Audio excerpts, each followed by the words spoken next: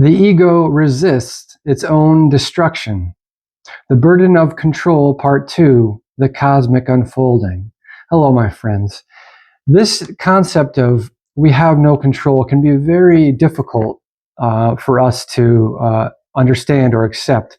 Well, one reason is because the ego resists its own destruction. So when it hears things like there is no control, which we're going to talk about why we think we're in control and how we get outside of that. And when we hear things like we don't know, or we're somebody doing something, or dissolving the ego, when the ego hears things like this, it resists it. Obviously, it's going to resist its own destruction. Now, I remember hearing Ram Dass talk about things like, he would say things like, the game is already over, or we're just nature running off. And when I first heard these things, I didn't quite understand them. I heard them, I said, okay. And as I started to progress on my journey of presence and purification and started to reconstitute or empty the mind and allow room for deeper understandings, I started to finally understand, aha. As I started to become the observer more and actually observe nature running off, I started to say things like, aha. Oh, wait a minute, the game's already over. Oh, there is no control. I'm starting to understand these things. As we start to clear out some of the old junk, as we start to calm the mind and quiet the mind and purify and calm the body and facilitate a state of peace and empty the mind, things like this, we start to gain these deeper understandings. So today we're going to go over in a little more detail why we think we're in control. And then we're going to also look at what happens when we become the observer, when we become present, right? I have a little chart, a flow chart here that came to me. This kind of lesson plan, actually, funny enough, came to me as I was laying in bed right before I was about to get up. I was just, because whenever I become still enough, it just comes to me. The divine says, "Here you go. How about this? Why don't you try this?" So let's get right into it, guys. So why do we think we're in control? Well, it all begins with what? The cycles of thought, right? First, we have the stimulation. We're born into a sea of stimulation, which is another video I'm going to be doing, the sea of stimulation and aggravation, which does what? It kind of perpetuates these cycles of thought, right? And then once we start thinking, what do? We start to identify with our somebodyness, or the ego, the actor. And when we identify with the ego, we create all these attachments. When we think we're somebody doing something, or we think we know, or we think we're in control, these are all attachments that keep us caught in the illusion, which keeps us caught in the cycles of suffering, which keeps us caught in the cycles of rebirth, all which start with the cycles of thought, right? Because we're identifying. So all these aggravators and stimulators, which I talk about, which are so important in trying to remove the aggravators so we can calm the mind, because the illusion is going to constantly flood us with aggravation and stimulation. We are surrounded by stimulation. Why? To keep us in the cycles of thought, to keep us thinking we're somebody doing something, we're the ego, the actor, to keep us attached in the illusion, because when we think we're in control and we think we're somebody doing something and we think we know, we're easier to control. Our common sense gets demolished. If we think we know, see you later, common sense. Because as soon as we think we know, we're caught in a trap. We're caught deep in the illusion, right? Our perspective has been suppressed, has been limited, has been lowered, right? So this is how we get caught thinking we're in control. The only reason we think we're in control is because we're in the cycles of thought and we're identifying with the actor, the ego, right? And then that's why we think. And what happens when we think we're in control? When we get attached to outcomes, to expectations, right? You're caught in the cycles of suffering. And this is an attachment. Any attachment's going to keep us caught in the illusion, right? Going to keep us caught in the cycles of suffering and the cycles of rebirth. So why do we think we're in control? Because we're caught in the cycles of thought. And we think we're somebody doing something. All this has to do with the cycles of thought. So that's why this is stopping the cycles of thought is at the foundation of doing what? Dissolving the ego, which we're going to look at the circle again later. Dissolving the ego, right? And which staying present, which is our next little graphic we're going to look at, my chalkboard graphic. So let's look at, well, what happens when we start to stay present, when we start to become the observer, right? We talk about things like the game's already over, nature running off, and we're going to look at how and why that Ram Dass says things like this, or how I started saying things like this, because eventually, if we go deep enough in presence and purification, right, and reconstituting the mind, we start to understand these. The divine starts to show us these understandings, gives us these insights. So first, we're going to go with, sorry about my handwriting, presence, surrender. Presence, surrender, right? That's the first step. And then observer / divine, God, right? And then, of course, nature running off. Nature running off. Again, sorry about my handwriting. So first we have the cycles of thought. We're identifying with the ego. We think we're in control. That's why we think we're in control, because we're stuck in the cycles of thought. What happens when we stop thinking? Well, that in itself is many other videos in the whole process, right? How do we, removing the aggravators, removing the stimulation as much as we can to calm the mind, purify the body so we can calm the body, calm the mind, right? Facilitating a state of peace. Always come back to the monks. What are the monks doing? They know exactly what's happening. They're removing the stimulation. Why is meditation so important? Because we're removing all the sense stimulation, which is keeping us caught in the cycles of thought. We're surrounded by stimulation. It's very hard. So we have to replace things that are stimulating, like types of music and stuff, with stuff that are non-stimulating, that are calming, relaxing, like meditation music, replacing our traditional music with lots of words and nonsense with meditation, calming type music and relaxing type music, right? Replacing TV shows with not watching TV shows, you know what I mean? If we're trying to stop the cycles of thought, things like this. This is what I had to do.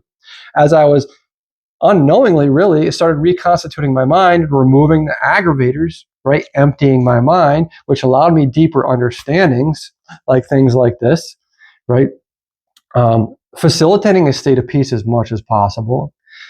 So that's what the monks do, right? Look, the monks are spending all day surrounding themselves with a peaceful state, removing aggravating things such as, getting, maybe a lot of monasteries are out in like more in nature. They have very minimalistic living areas, right? Their practices are very calm, relaxing. They're removing stimulation and aggravation. So, because they know staying present dissolves the ego and gets them to the center of the circle, right? It allows the divine God to work through us. We are God observing itself.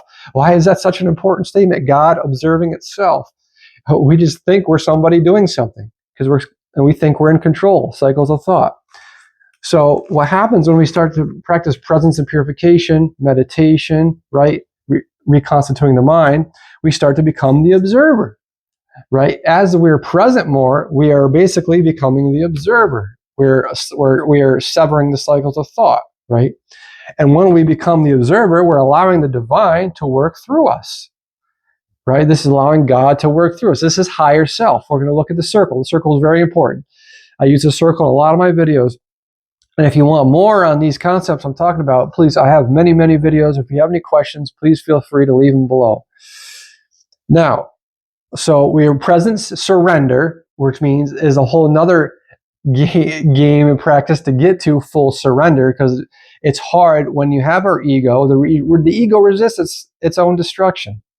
So when you talk about full surrender, giving it all up, giving the thinking about the future and thinking we know, thinking we're in control, that's very difficult for a hardened ego to kind of grasp, right? What is full surrender? Full surrender is completely trusting God, giving it all up, no more thoughts, no more attachments, getting rid of all those attachments, no more thoughts, just allowing God to completely work through you. And that's what some of these gurus that have, which we're going to talk about in a little bit, have cosmic consciousness, because they've given it all up completely to God. And that's why they can see what's going to happen, and which is why Ram Dass says the game's already over, because the game's already over. We're just observing what's already going to happen. It's already going to happen. It's already played out. So we surrender. We become the observer, the divine working through us, higher self, right? Because we're not thinking. We're severing our attachments. We're detached. We're thoughtless. We're in the center of the circle. And we start to observe nature running off. And we realize when we stop thinking and attaching ourselves to being in control, to being somebody doing something, we start to realize everything's just nature running off. This took me a long... I unknowingly did all these processes just by starting with presence and purification, meditation, detoxifying the body with raw fruits, berries and melons and vegetables, getting up higher on intermittent fasting and fruits and doing juices and things like this and grapes and things like this, cleaning out the body, calming them, reconstituting, emptying the mind, stop taking in information as much as possible. I made a video called the mind bucket, right? If we want to empty the mind, you can't empty a bucket if you're still shoving stuff in there. You gotta turn that flow of information down to a trickle or nothing if possible, so you can start really emptying that mind, focusing on presence and purification, facilitating a state of peace, right? If you really want to empty that bucket, what happens when we empty the bucket? We allow space. We allow space for deeper understandings, for the divine to communicate. It opens up further the channels of communication with the divine. So the more I practice presence and purification and reconstituting the mind, the more I became the observer. I'm just speaking from my own experience. And as I became the observer more, I started seeing the nature running. I started seeing through myself. I got to the point where sometimes I'm observing myself speaking or acting and being like, wow, I'm having an argument, right? I'm in the middle of an argument. There's my ego. I can easily observe where my ego is. Like, oh, there's my ego. Why am I getting aggravated about this thing? Oh, my ego still got a problem. Got to keep working on dissolving it. And I have no problem, kind of almost in a sense, it feels like you're almost separating yourself from your ego, because you can see, you're observing your ego and what it's doing, and you're observing the fact that you're just nature running off. When I have a conversation with my son or say something, hey, don't do this, I'm like, that's just my nature running off. My nature running off is telling my son, don't do this, based on where my chemistry and conditioning is at, right? And my level of presence and understanding, all these things. So this is the processes that we get to. First, we have, we start with the cycles of thought, identifying with our somebodyness. We think we're in control, right? And then on the other side of the spectrum, when we start to practice presence purification, we surrender, which is as much as possible. This is a practice. This is all a practice. In this world of stimulation, facilitate a state of peace helps. Purify the body helps. We become the observer. We start seeing nature running off. Now let's take a look at the circle. I have many videos on the circle too, explaining why I use the circle, what the circle is. We'll get into it a little bit. The Tao Te Ching. What's the Tao Te Ching say? The circle. The Tao Te Ching says, stay in the center of the circle and allow all things to take their course. Stay in the center of the circle, be the observer, and allow all things to take their course. Watch nature running off. That's what the Tao Te Ching's telling us, the same thing, which means what? It means we don't want to be attached to being somebody through the cycles of thought, which keeps us stuck in the illusion, which gets us thinking we're in control. This Tao Te Ching is telling you, right? This is detached, thoughtless states, higher self, the divine, center of the circle, the observer, right? What happens? We start thinking. See, this allows us to see it all and take it all in and not be attached and have true common sense when we're here. Thoughtless states, this is where true, that's another video. How to regain true common sense. Well, we're kind of going over it now. What happens when we get all this aggravation coming in and stimulation? It gets us in the cycles of thought. It gets us starting to think, and it keeps us in lower limiting perspectives, because we think we're somebody doing something. We think we know. We think we're in control. But guess what? When we think we know, we think we're in control, we think we're somebody doing something, we can only see from this perspective. So we can't see everything else, which means what? It means we're stuck, which means we're easier to control. This is why they constantly aggravate and stimulate us, because they want us caught in the cycles of thought. So we think we're somebody, we think we're in control, we think we know, and we're easier to control, and we lose our common sense, because if we think we know, that's the only perspective we can see is from that perspective of thinking we know. We can't see anything else. See you later, common sense, right? Because we're stuck in that perspective. So the Tao, like again, the Tao says, stay in the center of the circle, be the observer, and allow all things to take their course. Nature running off. The Tao was telling us this. How great is that? It's all telling us. This is why we say the game is already over. Because the only reason we think we're in control is because we're thinking. We're stuck in the cycles of thought. So we have to unwind all this programming, all this stimulation and aggravation. We got to kind of go, all right, let's clear it out. All right, let's facilitate a state of peace. Let's clean the body up, right? Let's focus on staying present. All right, let's remove the aggravators and stimulation as much as possible. Let's stop taking in information, too much information. Because if we were living out in the wilderness in the tropics, how much stimulation would there be? There would be no screens, there'd be no information constantly flooding us, all these advertisements, TV, stores, making money, spending money, the stimulation, right? All these foods, they've made it really easy to stimulate ourselves and to get ourselves caught in these traps and become addicted to things, right? They've made it easy on purpose, easier to control when we're stuck in the cycles of thought, thinking we're somebody, thinking we know. And so another thing I wanted to talk about is like the gurus, all these gurus like Maharaji, Ram Dass's guru, and Yukteswar, Yogananda's guru, all had cosmic consciousness because they were completely surrendered. They were present all the time, right? They were right in the center of the circle. And they could see, like, oh, this guy's going to live 6 more months and he's going to drop dead because of his liver. Why would he say something like that? Because he knows it's going to happen because the game's already over, right? Ram Dass would say things like, oh, I would think I was doing this. I think I was making a decision. And then Maharaji would be there. He would already know where I was going to be. I thought I was going back and forth between what I was going to do, and Maharaji was already there. Because he already knew it was going to happen, because Maharaji's giving it all up. He's in cosmic consciousness. He's full surrender. So he knows. He can see the game's already written. He already knows what's going to happen, right? So us stressing about things we're trying to control because we're attached to our somebodyness, we're caught in the illusion, is just, it's all pointless. It's all just because we're stuck in these cycles of thought and we got these aggravators and stimulation.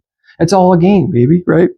It's all a game. Like whenever I get stressed, I get caught in the game. I'm saying I don't. I'm working toward getting to the center of the circle. Sometimes you get close, you kind of feel like you are when you're staying present, right? You're in the center, but then you get, all the aggravators and stimulators. It's hard to stay there. When I get stressed out, eventually I go, oh, wait a minute.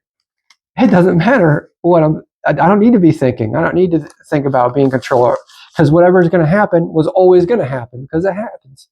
Whatever's going to happen was already going to happen. Everything's, whether I'm thinking or not thinking, whether I'm in a cave or I'm driving or I'm doing this or I'm doing that, it's all perfect. It's all divine timing. It's all planned. The game's already over. I'm just the observer. I'm just getting caught in it. I get caught in the cycles of thought, then I start attaching, right? And that's what we get, all these attachments, and that keeps us in these lower states of, these lower perspectives, these limiting lower perspectives, the suppressed perspectives that the illusion is trying to keep us in. Because as long as we're here, we're caught in the cycles of suffering and we're caught in the cycles of rebirth, and they're going to feed off of us, right? So remember, my friends, thank you for joining me. I hope this was helpful. I have many videos also explaining the circle and nature running off and the burden of control. I have the first one, and I have Am I Ashamed of the Past? Things like this. All has to do with no control. The bucket, emptying the mind. You know what I mean? All these videos can be helpful in our journey of awakening, of presence. Because remember, the only thing there really is to do is presence and purification, a journey of awakening, right? That's all there really is to do when we back out of it. Because it's all just a game. Remember, the game is already over. We're just in this cosmic dance, right? This cosmic play, as I like to call it, the cosmic unfolding. We are merely the observer, God observing itself, watching nature running off, and the beautiful, perfect cosmic unfolding of our cosmic beloved. Thank you for joining me, my beautiful friends. As always, I am God's eternal love pouring forth. Namaste.